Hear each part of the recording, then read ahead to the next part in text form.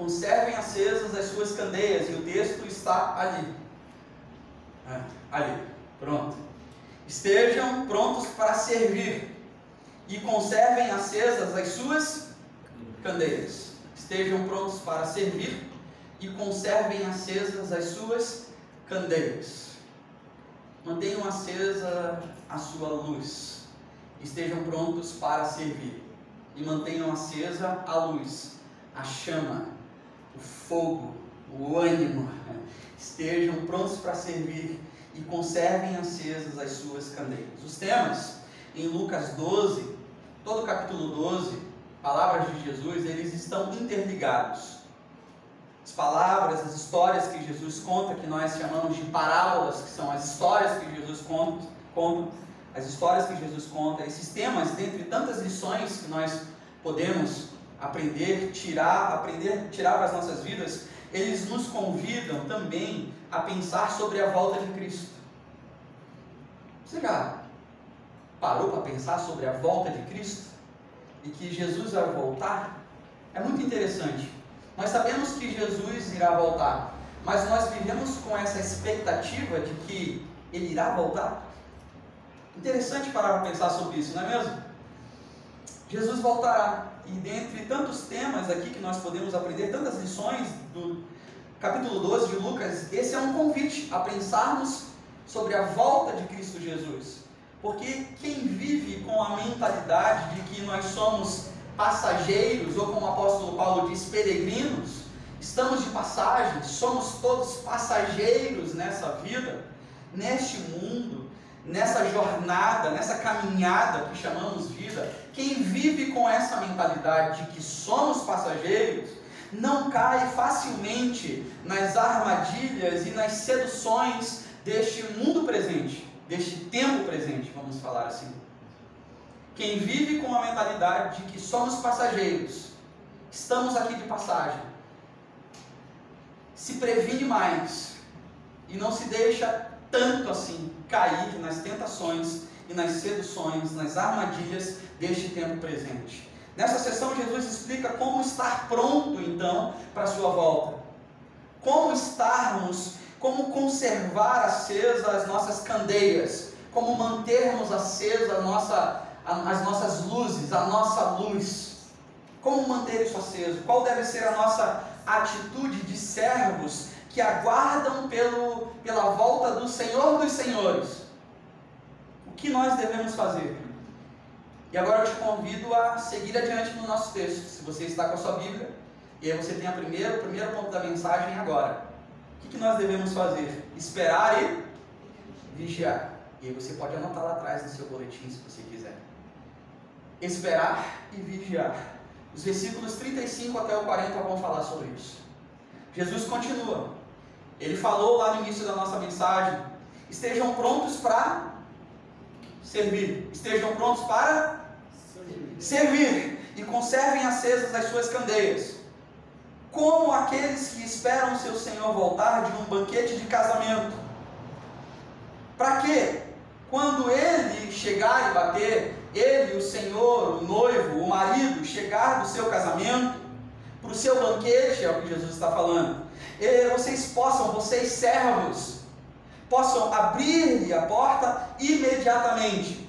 Versículo 37, Jesus continua dizendo: felizes os servos, cujo Senhor os encontrar vigiando quando voltar. Que Senhor é esse? O noivo, o marido. E aqui Jesus está falando dele mesmo, ok? É uma história que Jesus está contando, uma parábola, e quem que é esse Senhor? Ele. Quando Ele voltar, felizes os servos cujo Senhor os encontrar vigiando quando voltar. Eu lhes afirmo que Ele quem? O Senhor, o dono dos servos. Eu lhes asseguro, eu lhes afirmo, Jesus falando para os seus ouvintes, que Ele, o Senhor, se vestirá para servir. Fará que se reclinem à mesa. Quem se recline à mesa? Os servos. Se sentem à mesa, é o que Jesus está falando. E virá servi-los. Está entendendo a história que Jesus está contando? Mesmo que ele chegue de noite ou de madrugada, Felizes os servos que o Senhor encontrar preparados. Entendam, porém, isso: se o dono da casa soubesse a que hora viria o ladrão, não permitiria que a sua casa fosse arrombada, invadida. Versículo 40. Estejam também vocês preparados, porque o Filho do Homem, Jesus falando a respeito de si mesmo, o Filho do Homem virá numa hora em que não o esperam. Por isso, então, mantenham acesas, conservem acesas as suas candeias. Por isso, então, também nós devemos ter uma atitude de esperar e, está aqui o ponto 1 da mensagem, esperar e vigiar. Veja, Jesus conta uma história para contextualizar. Ele é mestre em fazer isso, porque ele fala desse casamento e dessa história toda sobre noivo, e o Senhor que saiu para o casamento, para o banquete, de repente volta. Os casamentos judaicos, eles eram realizados na sua grande maioria das vezes à noite. Os casamentos na cultura judaica, os servos do noivo, eles deveriam esperar o noivo então voltar para sua casa com a noiva, agora casados. O noivo, o marido recém-casado, então, certamente não queria chegar na sua casa e encontrar uma casa fechada, desarrumada, ou ter que ficar esperando na porta da sua própria casa para que os seus servos chegassem e abrissem o portão ou a porta para que o noivo entrasse. Por isso, os servos desse Senhor deviam estar preparados, vigiando, esperando e vigiando, preparados para a volta do seu Senhor. Eles não queriam que o seu Senhor chegasse e desse de cara com a porta fechada, com a sua casa fechada. Os servos tinham de também se certificar de que estava tudo certo para receber esses noivos, e também de que estava tudo certo com as vestimentas dos noivos. Essa era uma função dos servos. Eles cuidavam dos detalhes, como os mantos devidamente presos entre o cinturão dos noivos, do noivo, para que ele pudesse ter liberdade para se movimentar. Era uma função dos servos também, cuidar das vestimentas do seu Senhor. Essa era uma das funções dos servos. Agora, então, Jesus ele inclui algo na história muito interessante. Muito interessante.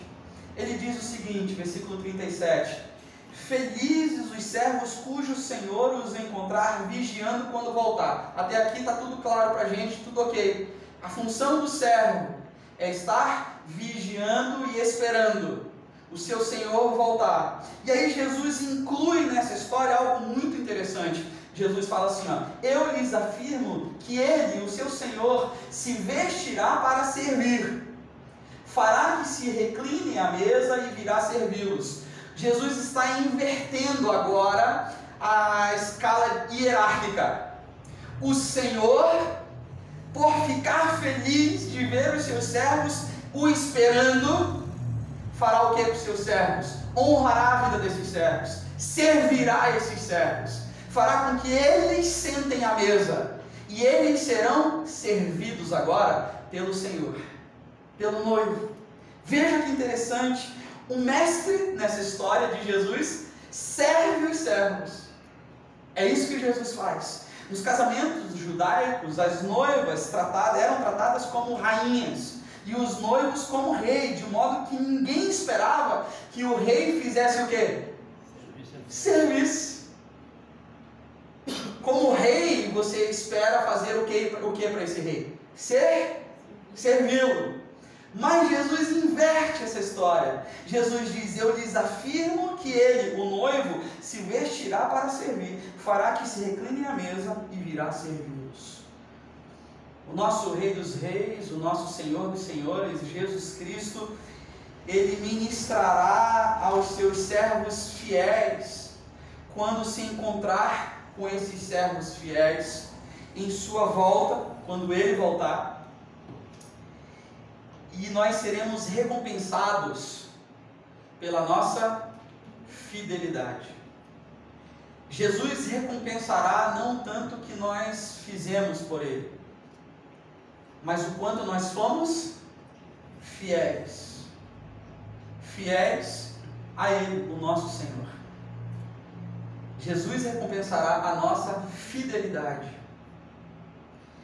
Veja, por isso nós precisamos estar vigiando e esperando. Não arredar o pé. Não dar um passo à frente sem que nós tenhamos a convicção que o Senhor falou conosco. Não colocarmos os pés pelas mãos. Não nos deixarmos tomar conta pela ansiedade, pelo medo, seja lá o que for, mas sermos fiéis. Fiéis ao Senhor. Vigiar significa estar alerta e preparado. Essa é a função do vigia. É a atitude de quem não quer ser pego de surpresa. Quem não quer ser surpreendido está vigiando, está alerta, está em constante atenção. Não é medo, não é aquela sensação de estar afoito o tempo inteiro ligado. Não, mas é a postura de quem está vigiando. Eu sei onde eu estou, eu sei o que eu devo cuidar, eu sei quem se aproxima de longe. É a função de um vigia na sua torre. Ele tem que cuidar com os predadores, com os inimigos, e ele está ali. De determinada hora até determinada hora, ele fica ali. É função dele estar de prontidão. Essa é a atitude de que devemos ter em relação à segunda vinda de Cristo Jesus. Essa é a postura de quem está, de fato, consciente de que Jesus voltará. Jesus voltará. Ele virá como um ladrão, como Jesus, como ele mesmo falou, sem ser anunciado e sem ser esperado. Tem um pastor presbiteriano chamado Robert Murray, e ele costumava perguntar às pessoas de vez em quando: você acredita que Jesus vai voltar hoje?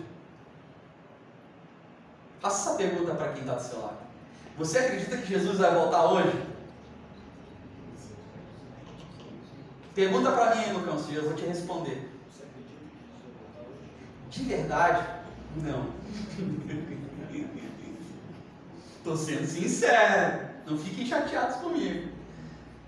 Você perguntou para quem está perto de você? Você acredita que Jesus vai voltar hoje? Sim. Sim? Eu preciso estar mais preparado. Hoje de Jesus é ontem, hoje é amanhã. Jesus é. Ele é. Tá certo. Atemporal.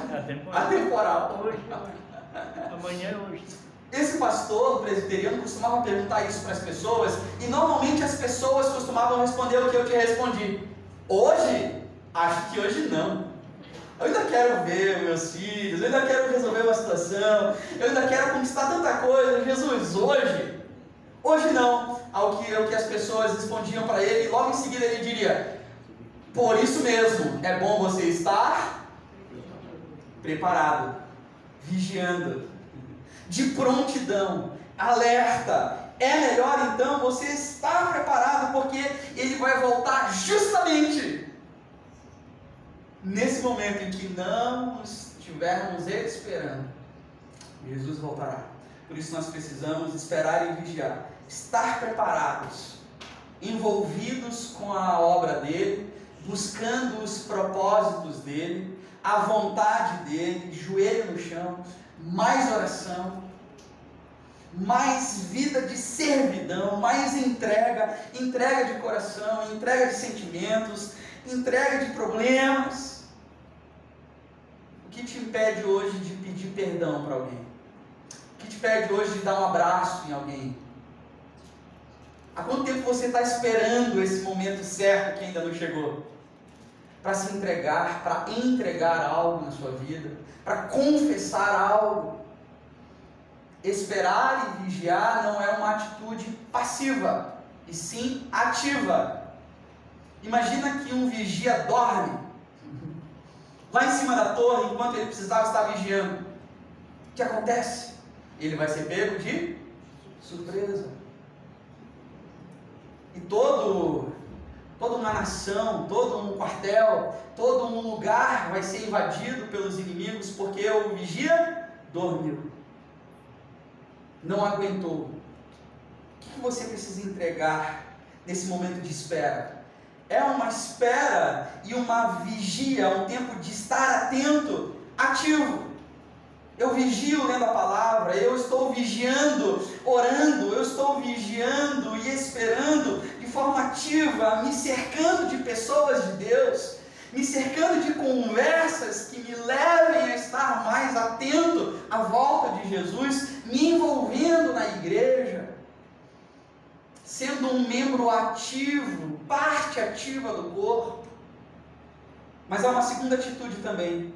Como eu disse, essa espera e essa ação de estar vigiando não é uma ação, não é uma atitude passiva, e sim ativa. Por isso nós devemos, o que está escrito ali? Trabalhar. Segundo ponto do esboço da sua mensagem, ali atrás do seu boletim.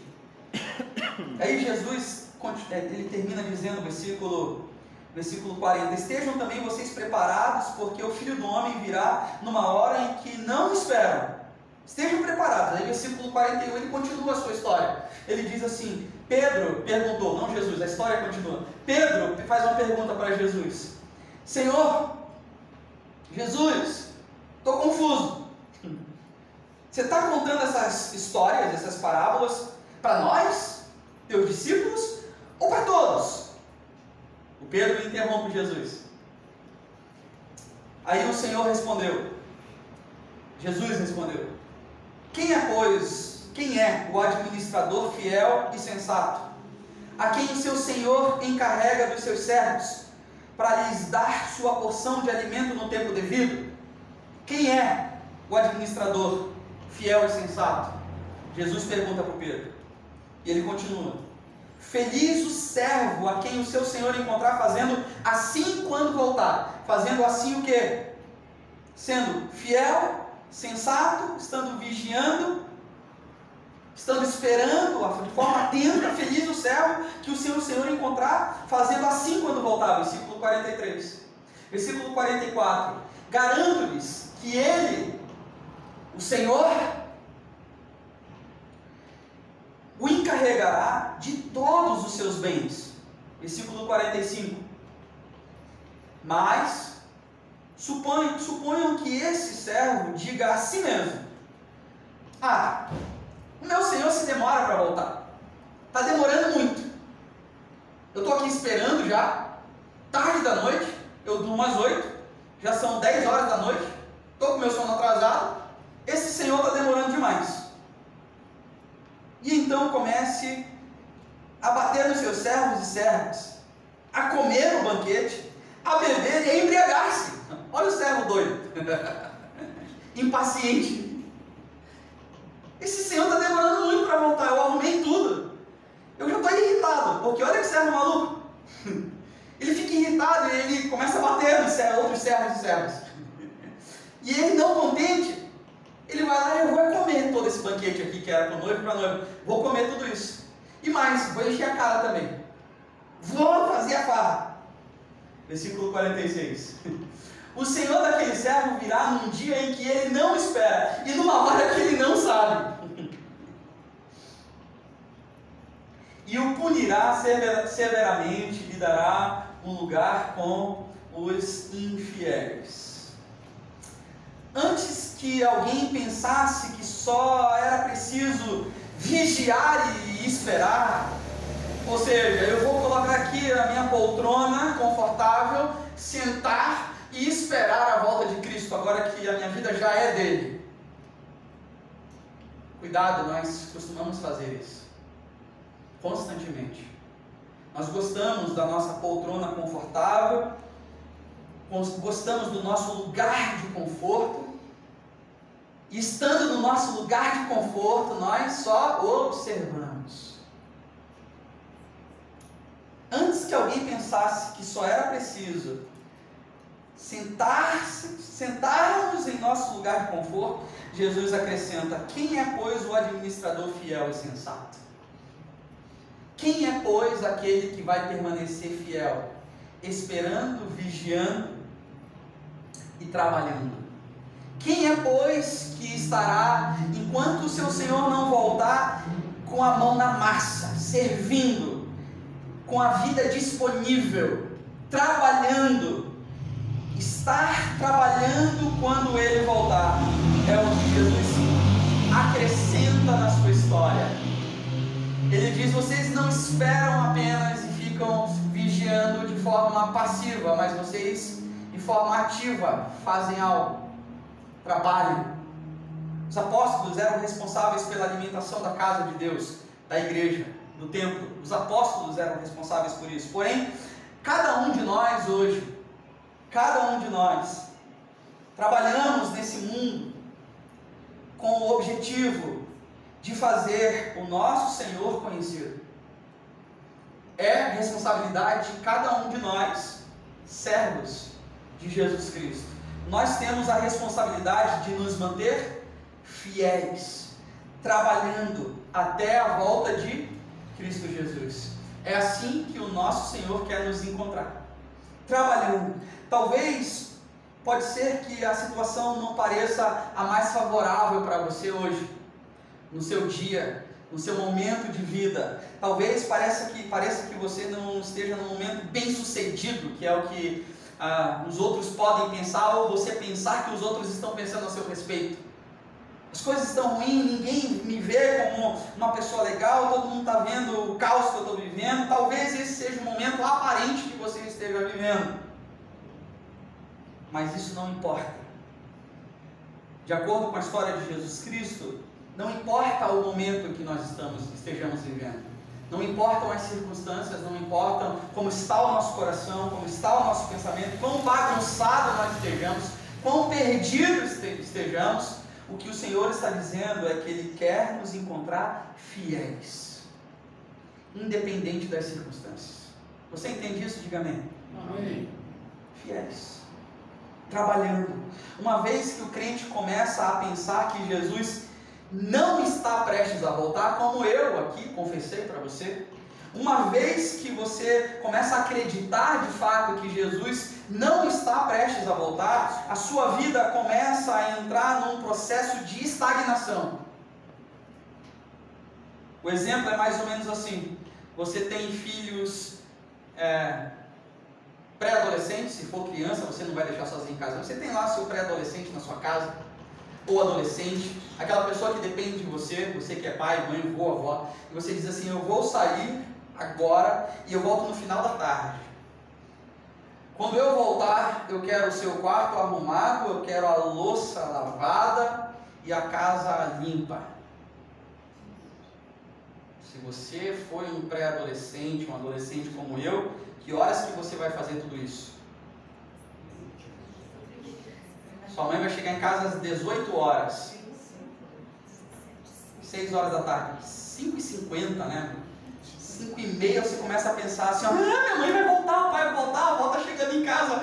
Meu Deus do céu, tem que lavar a louça, tem que arrumar a cama, tem que arrumar a sala, tem que arrumar, você tem que fazer as coisas. 10 minutos antes, você começa a fazer as coisas de forma doida. É assim ou não é?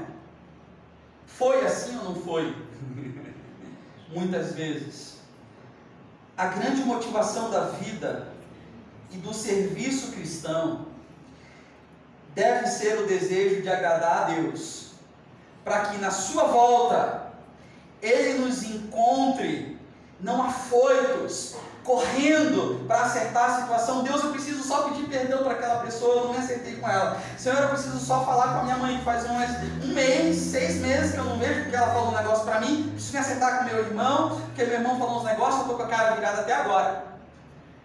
Isso é bagunça. Isso é você deixar a louça suja, a cama para arrumar e a cama para arrumar e a casa para varrer lá 10 minutos antes da volta do seu responsável. Senhor, a minha vida financeira está um caos. Eu estou há 20 anos tentando arrumar e não consegui ainda. Não conseguia nem ofertar, Senhor, porque o Senhor entende a minha situação, né? Jesus vai olhar para você e dizer aqui o quê? Meu filho amado, sério mesmo?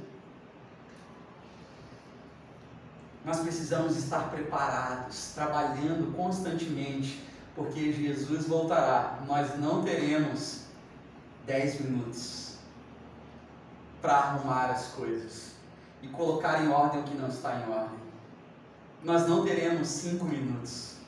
Nós não teremos essa oportunidade de dizer, está na hora do papai e da mamãe chegarem, eu vou correr para arrumar umas coisas. O julgamento de Deus será justo, porque Deus é justo. Esse julgamento tomará como base o que o servo sabe sobre a sua volta e é sobre a vontade de Deus. Você sabe que Jesus vai voltar? Sim. Então você sabe que Jesus vai voltar. Você conhece já o propósito de Deus para a sua vida? Sim ou não? Sim. Você sabe o que Deus quer que você faça? Sim ou não? Nós sabemos o que Deus quer que nós façamos. Nós sabemos. Por isso, nós somos advertidos sempre a conhecer a vontade de Deus. Precisamos conhecer a vontade de Deus e a crescer no conhecimento de Deus. Uma vez que eu conheço, eu busco me aprofundar nesse conhecimento e crescer, amadurecer na vida, nas minhas relações, amadurecer nos meus relacionamentos. Jesus está declarando um princípio muito importante aqui para nós, em tudo isso que nós lemos nesses versos do 41 até o 46. Quanto mais recebemos de Deus, quanto mais o conhecemos, mais somos abençoados. Deus tem te abençoado, sim ou não? Sim. Sim. Quanto mais somos abençoados, mais teremos que prestar contas diante dele. Trabalhar, irmãos. Trabalhar. Lembra daquela música? Quem tem posto a mão no arado não pode mais olhar para trás. Por último, para mantermos acesa a nossa candeia, a nossa luz, nós precisaremos lutar. Fale em voz alta comigo. Nós precisaremos lutar. A vida é uma constante luta. Se você quer viver, você precisa lutar. Desde que você nasce, você luta. Um bebezinho, ele luta desesperadamente pelo seio da mãe, pelo alimento. Ele esbraveja, grita, esgoela, chora para não morrer de fome. Ele luta pela vida. E você? Se você quer desistir da vida, você simplesmente se entrega, não luta mais, não é verdade? Quantas pessoas perto de você desistiram de viver? Aqui Jesus está falando de uma guerra, fogo, sobre inimigos, sobre conflitos, sobre oposição. Mas quantas pessoas não travam as suas guerras emocionais constantemente, diariamente? Quantas pessoas não estão hoje, agora, nesse exato momento, num quarto escuro, querendo morrer, desistindo da vida? Quantas pessoas você conhece? Porque quem quer viver precisa lutar. Quem quer viver precisa lutar. E olha o que Jesus fala. Vim para trazer fogo à terra. Jesus falando. E como eu gostaria que já tivesse aceso.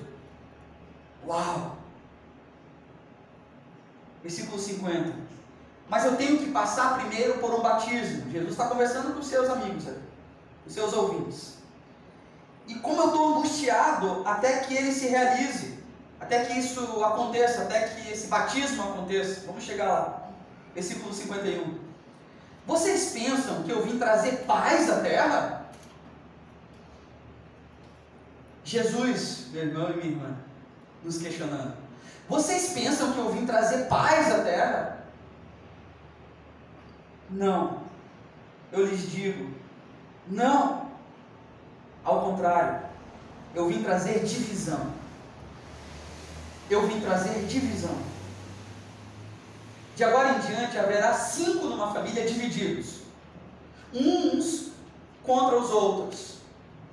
Aí Jesus fala, 3 contra 2 e 2 contra 3. Uma divisão injusta, ao que tudo indica. É uma briga injusta. 3 contra 2, quem você acha que vai perder? 3 contra 2. Esse é o mundo injusto que nós vivemos mesmo. Jesus já está alertando. E mais, ele diz, versículo 53, estarão divididos pai contra filho, e filho contra pai, mãe contra filha, e filha contra mãe, sogra contra nora, e nora contra sogra. O que Jesus está dizendo é que as coisas não serão fáceis, enquanto nós estivermos esperando. As coisas não serão fáceis enquanto estamos esperando. Enquanto nós estivermos vigiando, não será fácil. Enquanto nós estivermos trabalhando, as coisas não serão fáceis. Por quê? Porque nós somos estrangeiros em território inimigo. Nós, os de Cristo Jesus. Nós somos estrangeiros em território inimigo. Esse solo não é nosso. Nós estamos em guerra, estamos em luta. Veja as imagens que Jesus usa: fogo, batismo, divisão. Jesus está se referindo a conflitos e oposição. Para os judeus, aqui a qual Jesus estava tendo seu papo, sua conversa, o fogo era um símbolo de julgamento. E Jesus trouxe julgamento. Jesus fez isso. O batismo de Jesus, o qual nós lemos no versículo 50, mas tenho que passar por um batismo. E como estou angustiado até que ele se realize, Jesus está referindo-se à sua crucificação. É esse batismo que Jesus está se referindo, ao seu momento de morte, da cruz. E Jesus se angustia. Você acha que Jesus queria enfrentar a cruz? É lógico que não. É lógico que não. Então ele está angustiado. É claro que ele se angustia, porque ele sabia da dor física que a cruz iria impor sobre ele. Lógico. Então ele se angustia. E ele diz: eu tenho que passar por um batismo. Eu tenho que morrer. Que outra imagem você pode ter sobre o batismo, senão a morte para aquela velha vida e a ressurreição para uma nova? E dói ter que morrer. Morrer para o seu eu, morrer para as suas vontades, morrer para o seu ego, para o seu orgulho. Dói morrer. Dói entrar dentro de si e ver o quão ruim você é, o quão ruim nós somos, o quão pecadores nós somos, falhos, imperfeitos. Angustia, traz angústia para a alma, traz conflito entre nós e nós mesmos, e de repente a gente está brigando e causando confusão com todo mundo que está perto da gente, porque simplesmente nós não morremos para nós mesmos ainda. E como Jesus, nós precisamos morrer. Certamente Jesus está angustiado profundamente por causa da dor que ele vai sentir física, mas há uma dor mais profunda ainda de alma que Jesus está sentindo, que é uma dor espiritual. Porque ele se angustia tanto, ele fica tão angustiado, ele sente tanta dor, tanto anseio no seu coração. Eu imagino ele com aquele nó na garganta. Já ficou angustiado? Coração acelerado, peito apertado, garganta sufocada. É isso que Jesus está sentindo, não só pela dor física, mas pela dor espiritual. Por quê? Nesse momento de morte, ele iria tomar sobre si todos os pecados do mundo. Todos os pecados do mundo. E é mais profundo ainda. O que isso significa? Ele tomando sobre si todos os pecados do mundo. Nesse momento em que ele está me carregando, Joel, ele está dizendo assim: vem aqui, Joel, eu vou te abraçar. Esse lugar é teu, mas eu estou tomando ele por causa de ti, Joel. Ele está dizendo assim: eu vou te abraçar, eu vou te carregar e levar essa cruz, morrer por você. Nesse momento em que ele me abraça, eu, Joel, pecador, e toda a nação, ele é separado de Deus. Então essa é a maior angústia de Jesus Cristo. Estar longe do seu Pai. Estar longe do seu Pai. Por causa dos nossos pecados. Lucas inicia o seu livro anunciando paz na terra. Jesus, paz da terra. Lucas capítulo 2, versículo 14. Mas aqui nesse momento Jesus parece contradizer essa promessa, não é mesmo? Como assim, Jesus? Se coloque no lugar dos discípulos. Ué? Eu escutei ele falando que ele vinha trazer paz. Mas e agora? Será que Jesus não tomou muito sol não nessa caminhada aí? Muito sol na cabeça? Está dizendo que vai trazer fogo, julgamento, divisão. As famílias vão estar divididas. Jesus está tomando muito sol no coco aí. Está com febre, está delirando, porque não é o mesmo Jesus. Você não perguntaria isso não para Jesus, estando ali pertinho dele? Por que parece que ele está contradizendo essa promessa então agora que se inicia o livro de Lucas dizendo que ele ia trazer paz à terra? Porque Jesus concede paz para aqueles que creem nele e estão nele. É para esses que Jesus promete paz. Para aqueles que estão nele.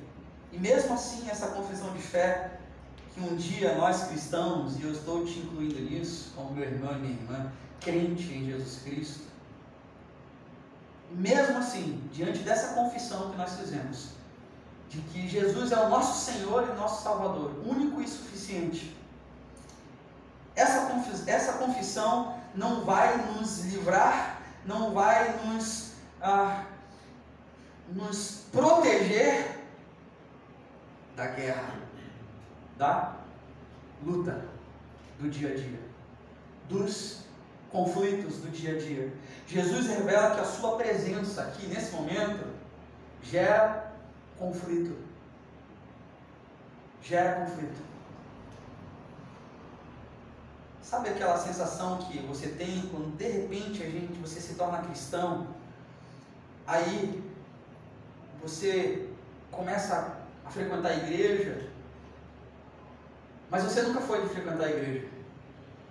De repente vem aquele sobrinho, ou aquele tio distante, ou aquele parente mais distante que questiona você: você está indo na igreja?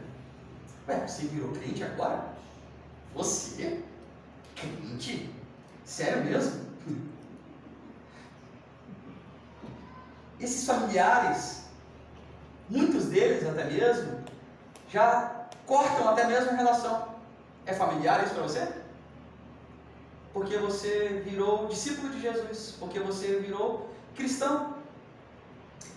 As famílias podem ficar divididas por causa de Jesus. O fato de termos que escolher seguir a Jesus e os outros familiares seguirem caminhos diferentes gera separação, conflito, luta, guerra e, como Jesus falou, divisão. O simples fato de você começar a seguir Jesus, por sermos cristãos, não fazemos qualquer tipo de negócio. Isso gera conflito. Por sermos cristãos, não aceitamos qualquer tipo de proposta, mesmo que pareça boa aos olhos de todo mundo que esteja à nossa volta. Nós fazemos o que? Oramos e tomamos a nossa decisão. Por sermos cristãos, os conflitos existirão.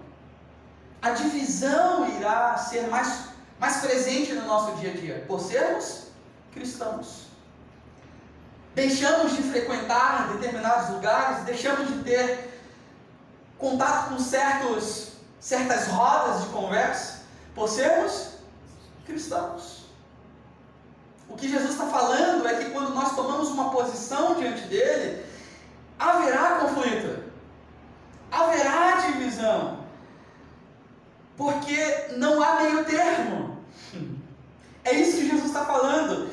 Jesus exige dos seus seguidores, é o que ele está dizendo, de uma forma muito dura, fidelidade e compromisso. Jesus exige, não é a igreja que exige, não é o pastor, é Jesus que exige isso dos seus seguidores. fidelidade e compromisso. Às vezes nós teremos que escolher entre seguir Jesus e manter um relacionamento. A grande questão é, você está disposto a correr o risco de ser reprovado pela sua família até mesmo, para ser um seguidor e uma seguidora de Jesus? Você está disposta a correr o risco? Fiel e comprometido com Ele. Como nós precisamos de crentes fiéis e comprometidos com Jesus Cristo. Fiéis, não negocie os valores e os princípios cristãos. Não saia de casa sem ler a palavra, não saia de casa sem ter um tempo de oração, de tempo com Deus. Não comece suas atividades antes de conversar com Deus. Não faça isso, não negocie isso. Esteja esperando e vigiando. Esteja trabalhando e lute com a certeza de que você tem o Espírito Santo de Deus para te auxiliar nas questões mais difíceis, mais dolorosas que você precisa tomar de decisão. Lutar, guerrear, seguir a Jesus gera conflito, gera divisão, mas para que você mantenha acesa, como nós conversamos, título da nossa mensagem, nós precisamos esperar e vigiar, trabalhar e lutar constantemente, porque a vida é uma luta. Lute contra o sentimento de desânimo, lute contra o sentimento de tristeza, lute contra o sentimento de rancor. Não guarde isso para você. Lute contra isso. Ore, entregue, lute contra isso, não lute contra as pessoas. Não lute com aquele seu familiar que não entende por que você resolveu dar dinheiro para a igreja. Porque eles falam isso, né? Agora você vai dar dinheiro para a igreja? Não lute contra isso. A palavra diz que essas pessoas não chegaram ao entendimento ainda. Ore por eles. Ame as pessoas que estão em conflito com você. Ore por elas. Assuma um compromisso hoje de orar por essas pessoas que estão gerando conflitos, mas não guerreie contra elas, guerreie contra você mesmo, guerreie contra o inimigo, contra Satanás. Ele está ali querendo nos derrubar sempre. Vamos orar? É isso. Que Deus te abençoe, que você possa ainda hoje